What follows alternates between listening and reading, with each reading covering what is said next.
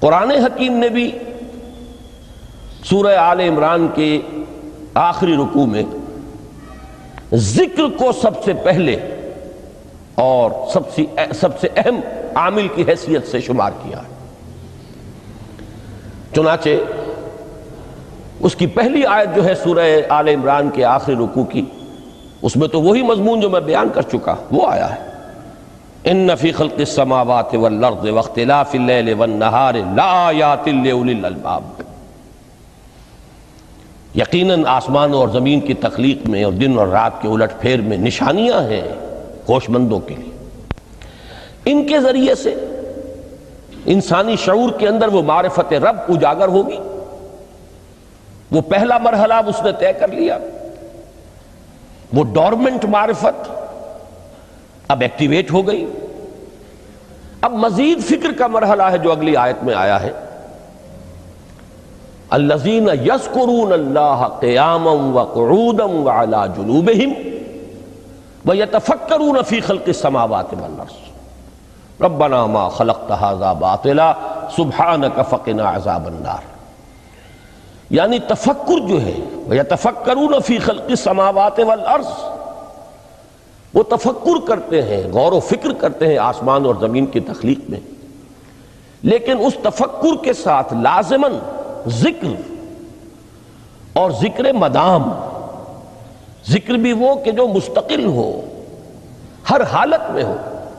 الذین یذکرون اللہ قیاما وقعودا وعلی جنوبہم، وہ لوگ کہ جو اللہ کو یاد رکھتے ہیں، اللہ کا ذکر کرتے ہیں، کھڑے ہوئے بھی، بیٹھے ہوئے بھی، اور اپنے پہلوؤں کے بل یعنی لیٹے ہوئے بھی۔ اب ان تین کے سوا تو کوئی پوزیشن انسان کی نہیں ہے، اسی کا نام ہے دوام ذکر۔ اور اس کے ساتھ اگر وہ تفکر کرتے ہیں تو ان کا فکر اگلی منزل تک پہنچتا ہے۔ تو پہلی شے تھی فکر انسانی کی صحیح رخ پر مزید پیش قدمی اور پیش رفت، اور اس کے لیے لازم ہے ذکر و فکر کا امتزاج۔ دوسری چیز کو لیجئے عمل کی درستی۔ اس عمل کی درستی کے لیے اللہ تعالیٰ کے ساتھ ایک گہرے تعلق کی ضرورت ہے، اس لیے کہ صبر کی بحث میں یہ مضامین شاید آپ کے سامنے آ گئے ہوں کہ صبر، جہاں مصیبت پر صبر ہوتا ہے، تکلیف پر صبر ہوتا ہے، اللہ کے احکام پر جمنا یہ بھی صبر ہے، نفس کی خواہشات کی باغ کو تھام کر رکھنا، کھینچ کر رکھنا یہ بھی صبر ہے، اور استقامت کسی شے پر قائم رہنا یہ بھی صبر ہے۔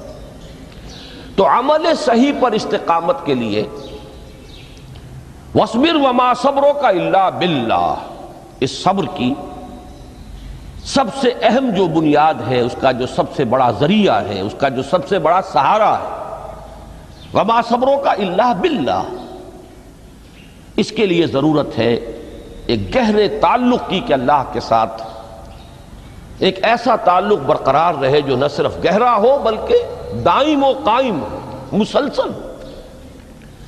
ذرا ذہول ہوگا تعلق مع اللہ میں، ذرا کمی آئے گی، شیطان کا وار کاری ہو جائے گا۔ اسی کو حضور نے حدیث میں یوں تعبیر کیا ہے تمثیلاً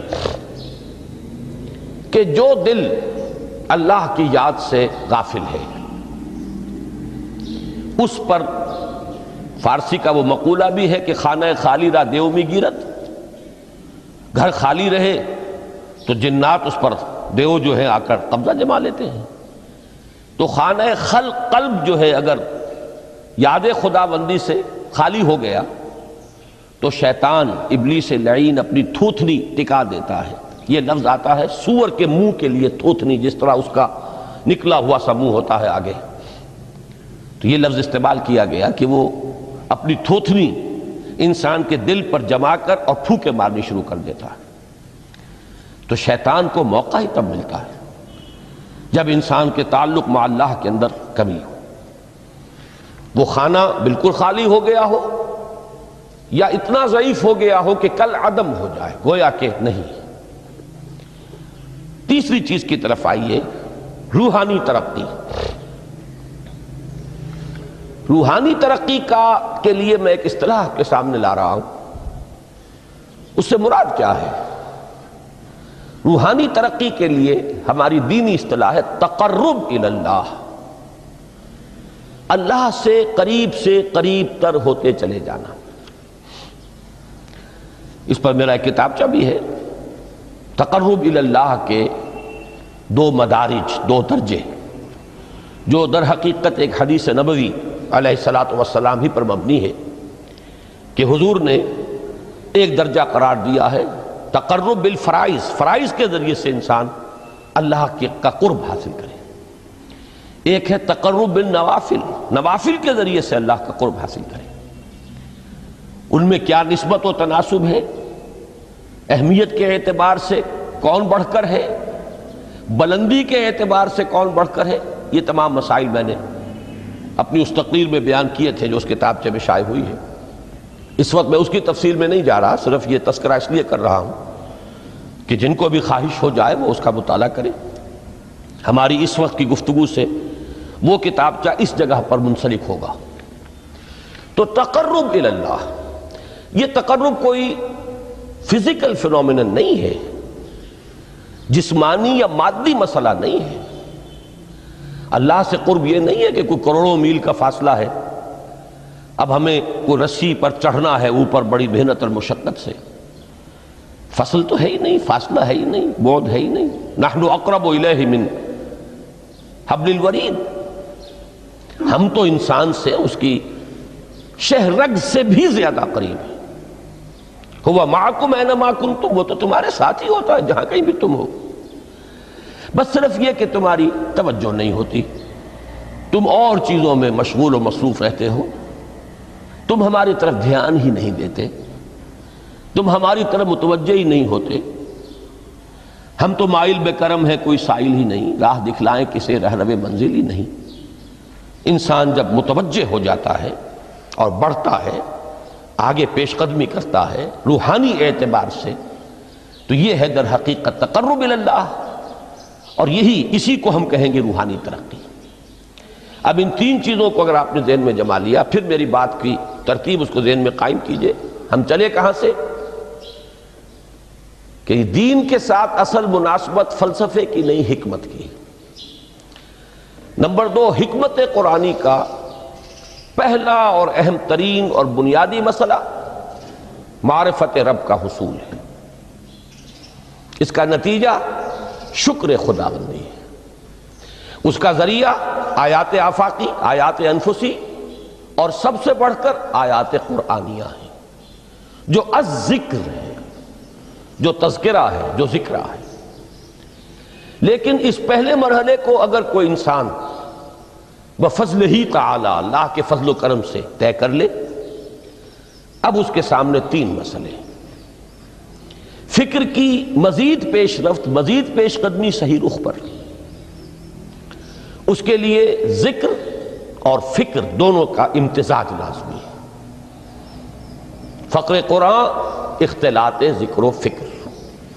الذین یذکرون اللہ قیاما وقعودا وعلی جنوبہم ویتفکرون فی خلق السماوات والارض۔ دوسری شے عمل کا درست رہنا، نہ افراط و تفریط ہو، عدم توازن ہو، نہ انسان نفس سے مغلوب ہو جائے، نہ انسان جذبات کی رو میں اندھا ہو جائے، نہ انسان ماحول سے مرعوب ہو کر متاثر ہو جائے، صحیح رخ پر اس کا عمل۔ نمبر 3، روحانی ترقی، جو اصل حاصل ہے، جو اصل مقصود ہے۔ نمبر 2 چیز کے لیے تعلق مع اللہ ضروری، نمبر 3 کے لیے تقرب الی اللہ ضروری۔ اب غور کیجئے، ان تینوں چیزوں کا بڑا گہرا تعلق ہے نماز کے ساتھ۔ ان تینوں کے لیے ستون کی حیثیت نماز کو ہے۔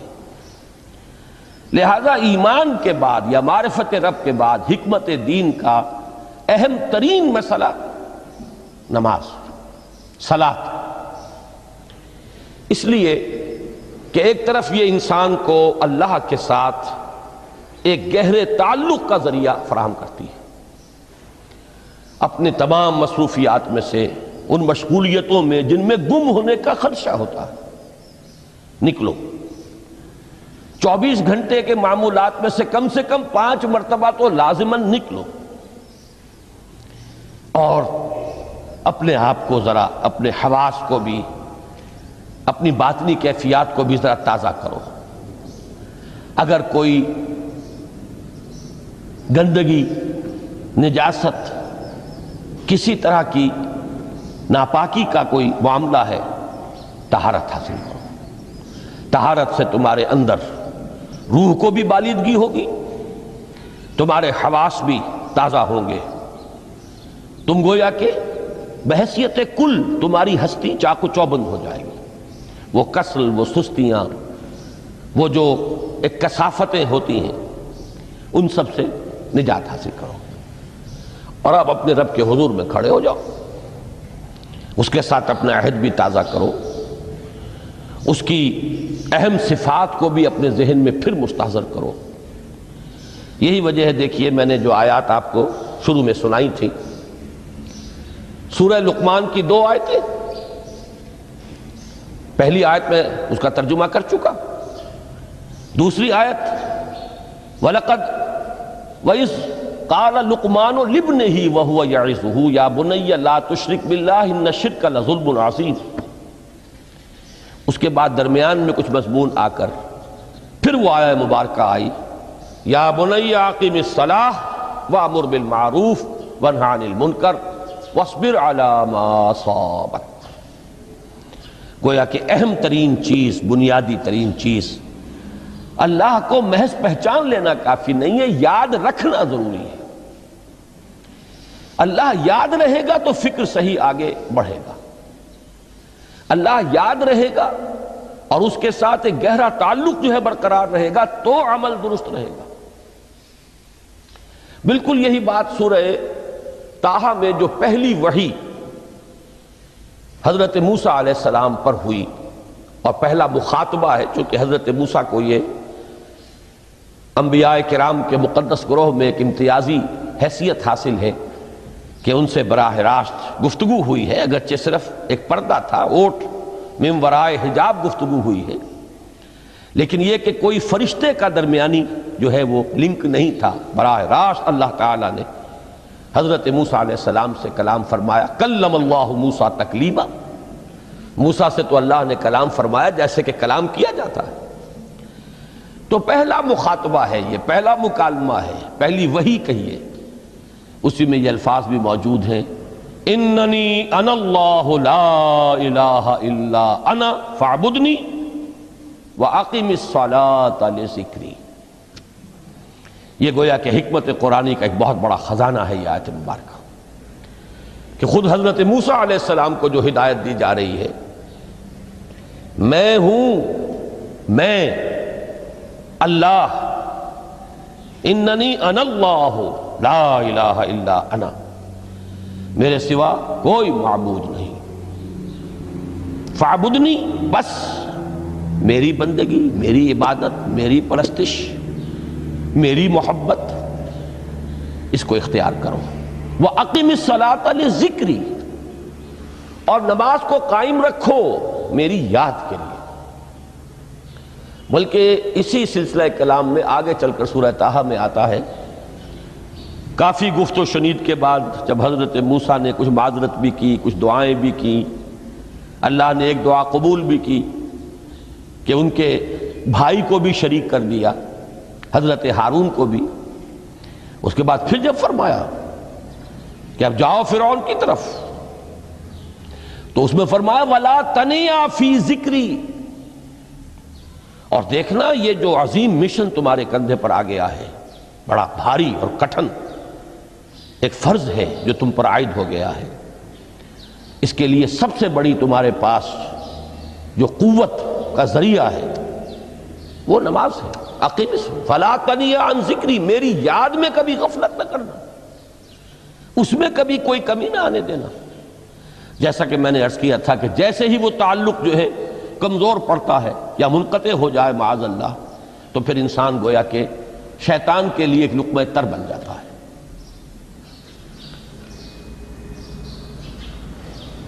اب آپ غور کیجئے، تیسری شے تقرب الی اللہ، اس کے حوالے سے بھی جو فرائض اور نوافل کی بات ہے اس کو اس وقت ذہن سے نکال کر یہ سمجھیے کہ اس میں نماز کا کیا مقام ہے، اس لیے کہ نماز فرض بھی ہے، نماز نفل بھی ہے، وہ تو ان دونوں میں شریک ہو جائے گی۔ اب اس کو لفظ صلاۃ کے حوالے سے آپ ان دونوں چیزوں کو سمجھیے۔ صاد لام واو یا یہ چونکہ حروف علت ایک دوسرے سے بدلتے رہتے ہیں، یہ جو مادہ ہے اس کی جو خالص لغوی اصل ہے، جو خالص عربی زبان میں اس کا بنیادی مفہوم ہے، وہ آگ جلانا یا آگ تاپنا یا آگ سینکنا، حرارت حاصل کرنا۔ لہذا بار بار آتا ہے جہنم کے ذکر میں، اسلوہا، اب جلو اس میں، تاپو اس کو، یہ سینکے گی تمہیں۔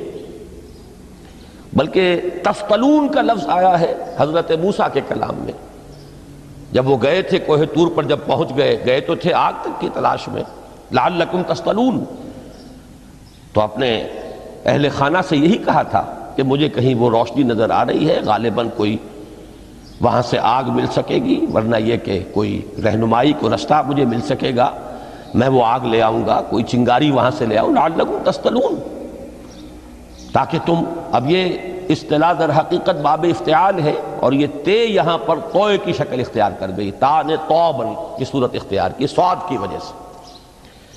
بہرحال اس کا سب سے بنیادی مفہوم جو ہے وہ ہے تاپنا، سکائی حاصل کرنا، حرارت۔ اس کے حوالے سے سمجھ لیجئے کہ سب سے بنیادی تعلق اس کا جو ہے وہ روح کے ساتھ ہے۔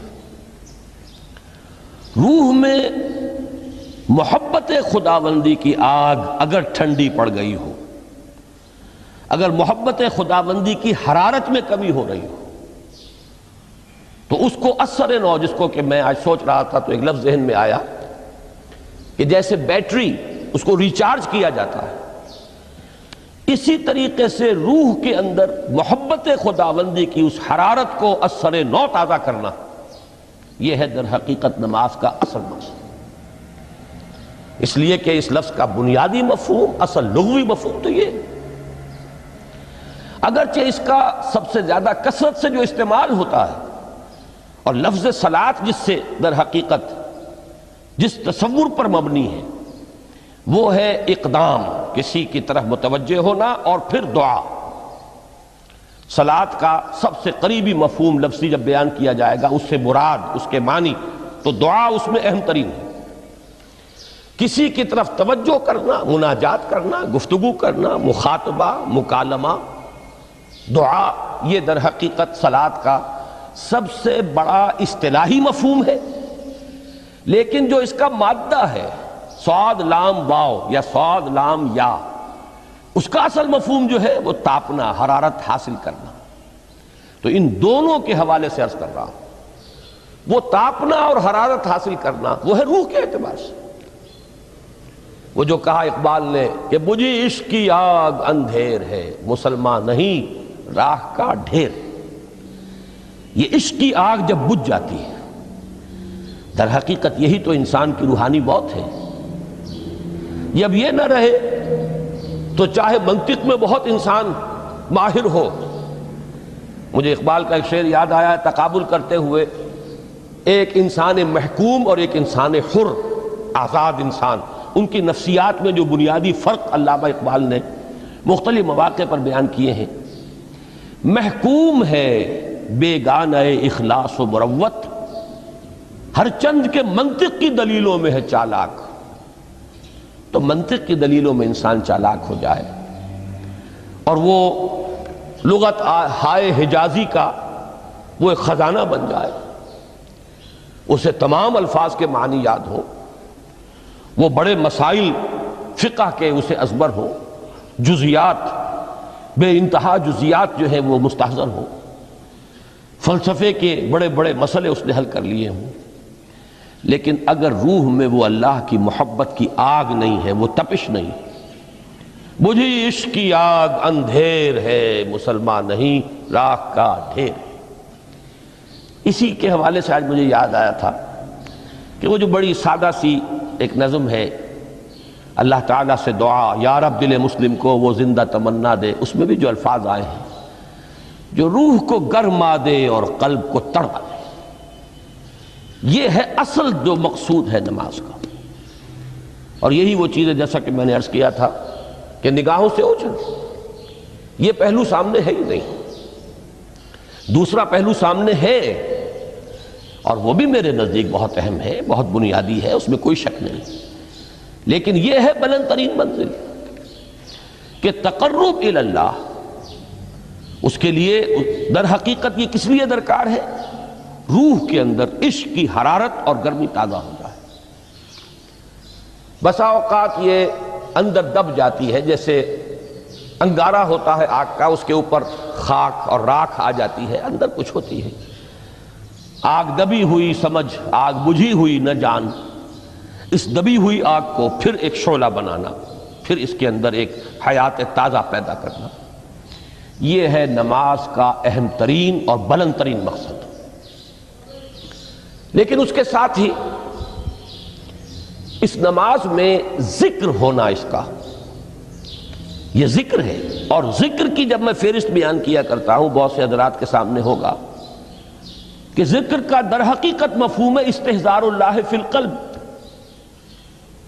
ہمارے ہاں غلطی سے جو ذرائع ذکر ہیں انہیں ذکر قرار دے دیا گیا ہے۔ نماز ذکر نہیں ہے، نماز ذکر کا ذریعہ ہے۔ اقیم الصلاۃ لذکری، نماز قائم کرو میرے ذکر کے لیے۔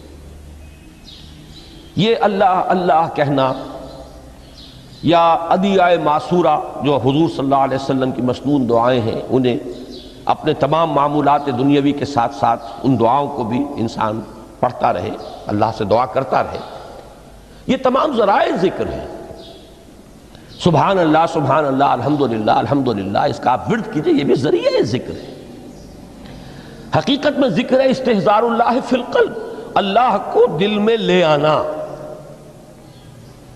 اللہ کو دل میں حاضر کر لینا، اصل میں تو ترجمہ ہوگا، لیکن حاضر جاننا، یہ کیفیت جو ہے انسان کو حاصل ہو جائے۔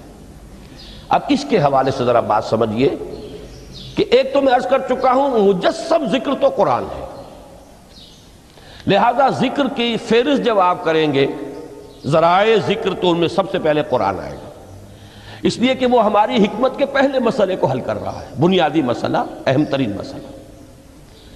دوسرے نمبر پر ذکر جو ہے، اب اس کے لیے کچھ اصطلاحات جو میرے مختلف دروس میں شاید آپ کے سامنے بعد میں آئیں یا پہلی آ چکی ہوں، ان کے حوالے سے میری بات سمجھیے۔ ایک ذکر غیابی ہے، تھرڈ پرسن میں، صیغہ غائب میں اللہ کی یاد کرنا، اللہ اکبر اللہ اکبر اللہ اکبر۔ ابھی اللہ اکبر جو ہے یہ جملہ اسمیہ خبریہ ہے، ایک حقیقت کی تکرار آپ کر رہے ہیں، اللہ سب سے بڑا ہے، اللہ سب سے بڑا ہے، سبحان اللہ سبحان اللہ سبحان اللہ۔ یہ در حقیقت ذکر غیابی ہے کہ آپ اس میں مخاطب نہیں ہیں اللہ سے، ایک ذکر خطابی کہیں یا ذکر حضوری کہیں، جس میں مکالمہ ہوتا ہے، جس میں گفتگو ہوتی ہے۔ تو نماز در حقیقت ذکر حضوری اور ذکر خطابی کی بلند ترین شکل ہے۔ اس لیے میں نے عرض کیا تھا کہ نماز کے لفظ یا صلاۃ کے لفظ، یہ اصطلاحی معنی جو اکثر و بیشتر کیے جاتے ہیں وہ ہے دعا، اور دعا میں ہوتا کیا ہے؟ مکالمہ ہے، مخاطب، اے اللہ، اے میرے رب، اے پروردگار۔ پھر یہ کہ اس میں اقدام اور کسی کی طرف متوجہ ہونا، یہی وجہ ہے کہ افتتاح صلاۃ، نماز کو شروع کرنے کے لیے ایک تو وہ الفاظ جو قرآن مجید میں آئے ہیں، انی وجہت وجہی للذی فطر السماوات والارض حنیفا وما انا من المشرکین، یہ ہے توجہ کا ارتکاز، بشرطے کہ یہ صرف الفاظ ہی نہ نکل رہے ہوں، واقعتاً یہ تعبیر ہو اس وقت کی انسان کی نفسیاتی کیفیت کی، کہ شعوری طور پر وہ فیصلہ کرتا ہے کہ اب میں منقطع ہو رہا ہوں، ہر چہار طرف سے اپنی توجہ کو ہٹا کر، ہر مسئلے سے اپنے آپ کو خالی و ذہن کر کے یعنی ظاہری اور باطنی دونوں اعتبار سے میں اپنی توجہ کا ارتکاز کر رہا ہوں اس ذات کی طرف جس نے آسمانوں اور زمین کو پیدا کیا، اور بالکل یکسو ہو کر رہا ہوں۔ انی وجہت وجہی للذی فطر السماوات والارض حنیفا وما انا من المشرکین۔ اور دوسری وہ جو دعا جس سے ہم افتتاح کرتے ہیں اپنی نماز کا، دیکھیں اس میں خطاب کا کس قدر اہتمام، وہاں سبحان اللہ نہیں ہے، سبحانک اللہم، پاک ہے تو اے رب ہمارے، وبحمدک وتبارک اسمک وتعالی جدک۔ اب آپ غور کر رہے ہیں، یہ ہے تخاطب، براہ راست مخاطب ہونا شروع ہو رہی ہے۔ تو سب سے پہلی بات تو یہ ہوئی کہ ذکر کی ایک شکل ہے ذکر غیابی، دوسری ذکر حضوری، اور ذکر حضوری یا ذکر خطابی کی بلند ترین منزل، بلند ترین اس کا ذریعہ نماز۔ اس کو ایک پہلو سے اور سمجھ لیجئے، سورہ فاتحہ جب پھر ہم پڑھتے ہیں جسے الصلاۃ کہا گیا ہے، جو لب لباب ہے، خلاصہ ہے، اس میں پھر تدریجاً غیاب سے حضور کی طرف پیش قدمی ہوتی ہے۔ الحمدللہ رب العالمین الرحمن الرحیم مالک یوم الدین، یہ ذکر غیابی ہے، اس میں ابھی خطاب نہیں آیا، یہ وہی جملہ اسمیہ ہے۔ کل تعریف اس اللہ کے لیے ہے جو تمام جہانوں کا پروردگار ہے، مالک ہے، جو رحمان ہے، رحیم ہے، جزا و سزا کے دن کا مختار و مالک ہے۔ اب یہ غیاب سے حضور کی طرف، ایاک نعبد و ایاک نستعین اہدنا الصراط المستقیم، یہ ہے وہ۔ اب پہلے ایک معاہدہ ہے، ایک اقرار ہے، اعتراف ہے، وعدہ ہے، اور پھر دعا ہے، استدعا ہے کہ حضور نے فرمایا، یقول اللہ تعالی، اللہ یہ فرماتا ہے، اسی لیے اس کو حدیث قدسی کہیں گے۔ قسمت الصلاۃ بینی و بین عبدی نصفین، میں نے نماز کو اپنے اور اپنے بندے کے مابین آدھا آدھا تقسیم کر دیا ہے۔ اب یہاں تک تو جملہ ہے اللہ کا، یہ ہے حدیث قدسی۔ اب آگے جو ہے نریشن اس کی جو ہے حضور صلی اللہ علیہ وسلم کی جانب سے ہے، یعنی خبر دے رہے ہیں وہ اللہ کی طرف سے ہی۔ ویسے تو تمام احادیث ہی گویا کہ ہم سمجھتے ہیں انسپائرڈ تو اللہ کی طرف سے ہی ہے، لیکن یہ کہ جہاں صراحت ہو کہ اللہ کہتا ہے وہ حدیث قدسی ہے۔ تو یقول اللہ تعالی قسمت الصلاۃ بینی و بین عبدی نصفین، یہاں تک تو حدیث قدسی ہے۔ اب دوسری عام حدیث ہے، اذا قال العبد الحمد للہ رب العالمین یقول اللہ تعالی حمدنی عبدی، جب بندہ کہتا ہے الحمدللہ رب العالمین، پروردگار کہتا ہے میرے بندے نے میری حمد کی۔ جب بندہ کہتا ہے الرحمن الرحیم، پروردگار فرماتا ہے اثنا علی عبدی، میرے بندے نے میری ثنا کی، بڑی تعریف کی۔ جب بندہ کہتا ہے مالک یوم الدین، اللہ فرماتا ہے مجدنی عبدی، میرے بندے نے میری بڑی بزرگی بیان کی ہے، تمجید کی ہے۔ پھر جب بندہ کہتا ہے ایاک نعبد و ایاک نستعین، اللہ فرماتا ہے ھذا ما بینی و بین عبدی ولعبدی ما سأل، یہ ہے میرے اور میرے بندے کے درمیان۔ یہ تو معاہدہ ہے نا، معاہدے میں تو دو فریق جکڑے جاتے ہیں، بند جاتے ہیں، یہ میرے اور میرے بندے کے درمیان ہے، اور میرے بندے نے جو طلب کیا میں نے دیا، اس لیے کہ اس میں طلب بھی تو ہے، ایاک نستعین، تیری مدد چاہتے ہیں، یہ طلب ہے۔ اسی کی شرح ہے جو اب آخری تین آیتیں ہیں، پروردگار ہم تیری مدد چاہتے ہیں، پروردگار ہم تیری ہی بندگی کرتے ہیں اور کریں گے، اور تیری ہی مدد چاہتے ہیں، چاہیں گے۔ اگر حال میں اس کا ترجمہ کریں گے زمانہ حال کے اعتبار سے، اس لیے کہ فعل مضارع میں تو دونوں موجود ہیں، شامل ہیں، تو یہ ایک اعتراف ہے، اظہار حال ہے۔ اللہ کرے کہ وہ واقعتاً صحیح اظہار حال ہو، ہم واقعی اللہ کی بندگی کرتے ہوئے یہ کہیں کہ ایاک نعبد، ورنہ اگر ہماری اصل صورتحال سے وہ مطابقت نہ رکھتا ہو تو پھر تو ایک طرح کا جھوٹ ہو جائے گا، غلط بیانی ہو جائے گی۔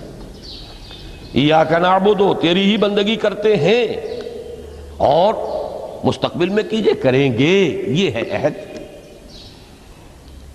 تیری ہی مدد چاہتے ہیں، تجھی سے مدد طلب کرتے ہیں، تجھی سے مدد چاہتے رہیں گے۔ اس کے لیے فرمایا وَلِعَبْدِ مَا سَأَلَ، اور پھر اس کے بعد وہ استدعا ہے اهدنا الصراط المستقیم صراط الذین انعمت علیہم غیر المغضوب علیہم ولا الضالین۔ اس حدیث میں اس کو ایک ہی جملے کو لیا گیا ہے، ایک ہی جملے کی حیثیت سے۔ جب بندہ یہ کہتا ہے تو اللہ فرماتا ہے ھذا لعبدی ولعبدی ما سأل، یہ خالص میرے بندے کے لیے ہے، اس بندے نے ایک درخواست پیش کی ہے اور میں نے گرانٹ کی، وہ اپلیکیشن، وہ ریکویسٹ گرانٹڈ ہم نے دے دی، ولعبدی ما سأل۔ یہ ہے اس کی تاثیر کا عالم،